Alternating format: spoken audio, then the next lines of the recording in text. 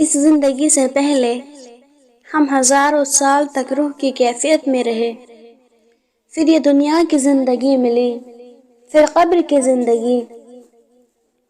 ہزاروں سال ہمیں قبر میں رہنا ہے، پھر میزان عدل ہے، اور پھر اچھوں کو جنت اور بروں کو جہنم۔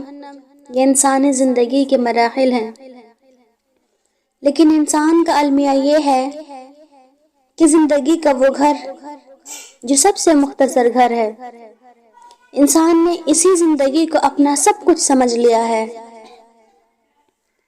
ہمیں اس زندگی کے لیے گھر چھوڑنا پڑے تو گھر چھوڑ دیتے ہیں، شہر چھوڑنا پڑے تو شہر چھوڑ دیتے ہیں، وطن چھوڑنا پڑے تو وطن چھوڑ دیتے ہیں، والدین کو چھوڑ دیتے ہیں، اولاد کو چھوڑ دیتے ہیں کہ یہ زندگی اچھی ہو جائے۔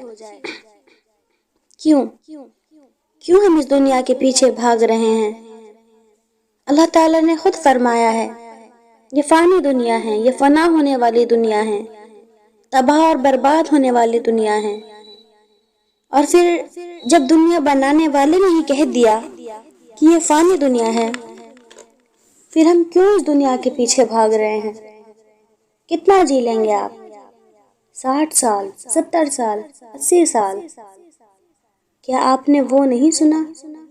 کل نفس ذائقۃ الموت۔ اور پھر ہر ایک جاندار چیز کو موت کا ذائقہ چکھنا ہے۔ ہم سب نے ایک روز مرنا ہے، قبر میں جانا ہے، اور ہماری قبر ہمیں پکارتی ہے، لوگوں میں بھی تو تمہارا گھر ہوں۔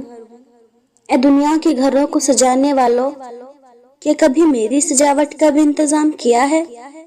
اگر نہیں کیا تو یاد رکھو، میں اندھیرا گھر ہوں، میرے پاس روشنی نہیں ہے۔ میرے پاس آؤ تو روشنی کا انتظام کر کے آنا۔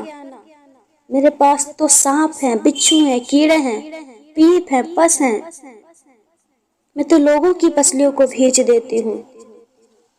میرے پاس آؤ تو روشنی کا انتظام کر کے آنا۔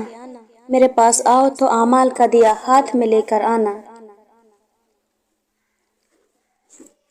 لیکن ہمارا المیہ یہ ہے کہ ہم قبر کی پکار سننے کو تیار نہیں۔ جو بڑے ہیں وہ اپنے کاروبار میں مست ہیں، جو جوان ہیں وہ اپنی جوانی کی مستی میں مست ہیں، اور جو چھوٹے ہیں انہیں کوئی بتانے والا ہی نہیں ہے کہ اس دنیا کے بعد ایک اور دنیا بھی ہے، اس زندگی کے بعد ایک اور زندگی بھی ہے۔ حالانکہ پتہ ہمیں سب ہے کہ ہم نے مرنا ہے، قبر میں جانا ہے، تو پھر ہم کیوں وہاں کی تیاری نہیں کرتے؟ اللہ ہمیں دنیا اور آخرت کی تمام بھلائیاں نصیب فرمائے، آخرت کی تیاری کی توفیق عطا فرمائے۔ آمین ثم آمین۔